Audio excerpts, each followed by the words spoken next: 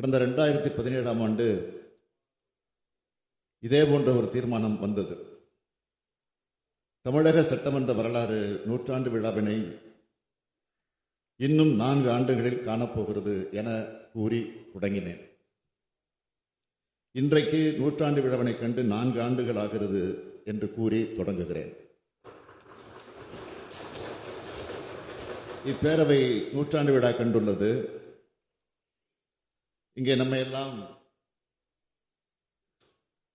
உருவாக்கி பாடமாக நின்று கொண்டிருக்கிறாரே தலைவர் கலைஞர் அவர்களுடைய நூற்றாண்டு விழா கொண்டாடப்பட்டிருக்கிறது. யார் மீதும் விமர்சனம் வைக்கலாம். ஆனால் என்றாவது ஒரு நாள் அவரை நேரில் சந்திக்க வேண்டும் என்பதை மனதில் வைத்து விமர்சியுங்கள் என்று சொன்னவர் தலைவர் கலைஞர் அவர்கள்.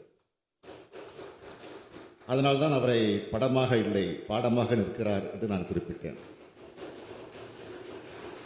அவரது நூற்றாண்டு கொண்டாடும் வேளையில் இப்பேரவையின் தலைவராக பணியாற்றும் வாய்ப்பை திரு மு அப்பாவு அவர்கள் பெற்றிருக்கிறார். 2017ஆம் ஆண்டு என்னால் இது போன்ற ஒரு தீர்மானம் கொண்டு வரப்பட்டதை எண்ணி நான் அன்றைக்கு வருந்தினேன் என்று என் உரையில பதிவு செய்திருக்கிறேன். ஆனால் இத்தீர்மானம் இன்றைக்கு கொண்டு வரப்பட்டதன் மூலம் கடந்த பேரவைகளின் செயல்பாடுகள், அன்றைய பேரவைத் தலைவர் ஜனநாயகத்தை மதியாது நடந்து கொண்ட முறைகளை பற்றியும் இங்கே உள்ள நம்முடைய பேரவை முன்னவர் உள்ளிட்ட பல்வேறு உறுப்பினர்களுக்கும், ஏன் நம்முடைய எதிர்க்கட்சித் தலைவர்களுக்கு கூட நன்றாக தெரியும். நான் மீண்டும் அதை சொல்ல விரும்பவில்லை. ஆனால் அவற்றோடு தற்போதைய பேரவைத் தலைவரின் செயல்பாடுகள் அவைகளை ஒப்பீடு செய்து நம்முடைய பேரவைத் தலைவர் எவ்வாறு நடுநிலையோடு செயல்படுகிறார் என்பதை மக்கள் புரிந்து கொள்ளும் வாய்ப்பாக இந்த விவாதத்தை கருதுகிறேன். 2006, 2011 காலகட்டத்தில் நம்முடைய மாண்புமிகு பேரவைத் தலைவர் அவர்களும் இந்த அவையில் உறுப்பினராக இருந்திருக்கிறார். அப்பொழுது நான் ஊரக வளர்ச்சி மற்றும் உள்ளாட்சித்துறை அமைச்சராக பணியாற்றியிருக்கிறேன். அப்போதிலிருந்து எனக்கு அவரை நன்றாக தெரியும். மாண்புமிகு பேரவைத் தலைவர் ஜனநாயக கொள்கைகளில் மிகுந்த ஈடுபாடு கொண்டவர். மற்றவர்கள் மனம் வருந்தாத அளவில் தன்னுடைய நடவடிக்கைகளை அமைத்துக் கொள்பவர். நேர்மையாக கருத்துக்களை ஆணித்தரமாக முன்வைக்கக்கூடிய பண்பு கொண்டவர்.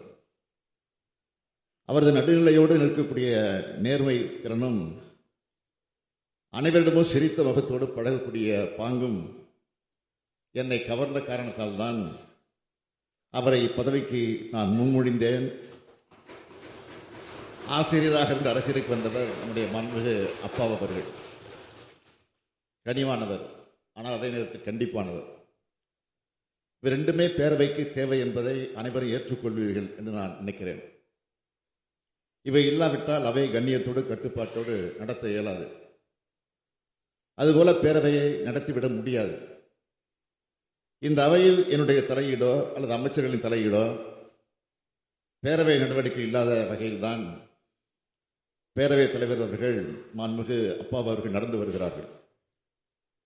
கடந்த காலங்களில் நடைபெற்றது போல அல்லாமல் ஜனநாயக அமைப்பின் பிரதிநிதிகளான சட்டமன்ற உறுப்பினர் அனைவருக்கும் ஒன்றே என நினைத்து செயலாற்றி வருகிறார்கள்.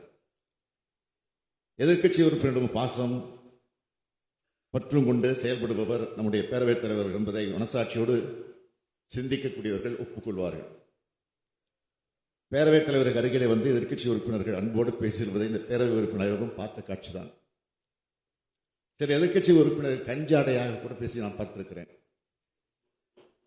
தங்கள் எண்ணத்தை குறிப்பால் உணர்த்துவதையும் உங்களில் பலரும் பார்த்திருக்கலாம். எங்களை பொறுத்தவரையில் விவாதங்களில் விருப்பின்றி நாகரிகமாக வாதங்களை வைக்க வேண்டும் என்பதில் அசைக்க முடியாத நம்பிக்கை கொண்டவர்.